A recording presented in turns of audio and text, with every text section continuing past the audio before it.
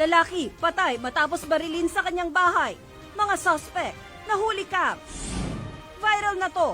Estudyanteng tumatawid sa pedestrian lane na hagip na motorsiklo.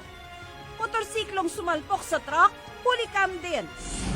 Silipin kung gaano kabrusko sa likod ng kamera ang wawawin host na si Super Tekla. At ang walang tatawa challenge at iba pang pampagood vibes na laro ng mga netizen. Abangan yan mamaya sa 24 Oras Weekend.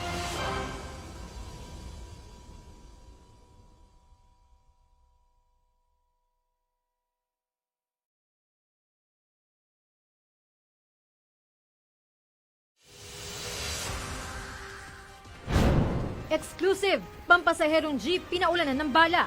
2 pasahero sugatan.